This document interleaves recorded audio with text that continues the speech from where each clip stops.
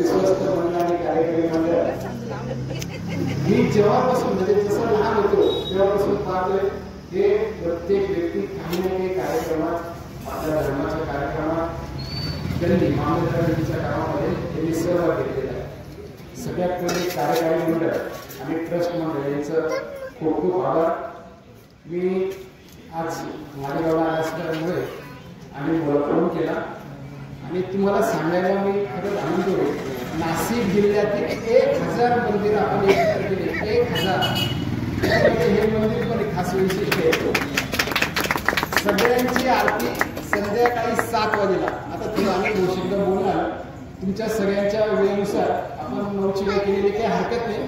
असे मामलेदार गल्ली अतिशय संवेदनशील भाग आहे, त्या ठिकाणी आपण इतक्या चांगल्या प्रकारे ही आरती करतात त्याबद्दल तुमचं सगळ्यांचं धन्यवाद। आपल्याला एक विनंती आहे, एक 7ची वेळ जी आहे आपल्याला आरतीला नाही जमत आहे, पण घरी दिवा लावण्याची वेळ 7 वाजेची ठेवा। ओंकार मंत्र म्हणा, रामरक्षा म्हणा, हनुमान चालीसा जे जमेल, ज्याला जे येईल, काही येत नसेल त्यांनी ओंकार मंत्र म्हणा। कारण आपल्यातली एकी जोपर्यंत दिसणार नाही तोपर्यंत आपल्याला जगात किंमत मिळणार नाही। एक छोटं उदाहरण देतो मी आणि जगासाठी मोठे आहे। मोदीजी ज्यावेळेला बाहेर देशात जातात त्यांना काही पुरस्कार मिळाला तर ते काय म्हणतात, हा पुरस्कार माझा नाही 140 कोटी लोकांचा आहे।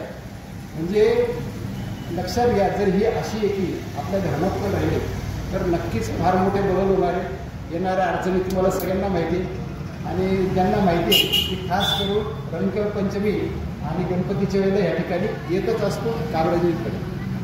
अशीच एकी ठेवावं लागेल, त्याच्याशिवाय आपल्याला पर्याय नाही। याच्या पुढे जो ग्रुप आहे मी इथं सांगेल, पूर्ण मामलेदार गल्लीतले जेवढे देवस्थान आहे त्या सगळ्यांनी 9 वाजेला किंवा 7 वाजेला जी जमत तो वेळ सगळ्या मंदिरात एकाच वेळेला।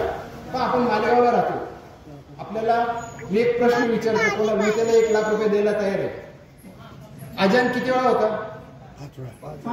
5 वेळा। त्यांची वेळ पक्की आहे।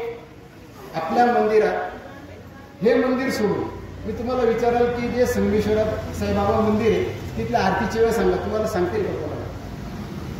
1 लाख द्यायला तयार। 5 मंदिरं तुम्ही सांगा की त्या ठिकाणच्या मंदिराची आरतीची वेळ कोणालाच माहित नाही, फक्त आता मामलेदार गल्लीत तुम्ही आतमध्ये या मंदिराची वेळ माहिती। म्हणून आपण हा प्रयत्न आहे का सगळ्या ठिकाणी 7 वाजेची आरती आणि हळूहळू लोक आणखी पुढचं सांगतो। 36 जिल्ह्यात हे काम चालू झालेले 6 राज्य आहेत, त्यात खास करून संगमनेर आहे, अहिल्याबाई नगर आहे, छत्रपती संभाजी जिल्हा आहे, भिवंडी आहे, मालेगाव म्हणजे जिथे संवेदनशील गावं एरिया आहेत त्या ठिकाणी आपण हे करतोय।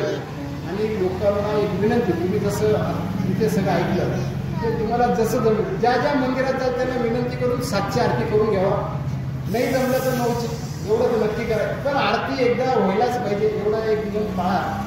धन्यवाद। जय श्रीराम, जय श्रीराम।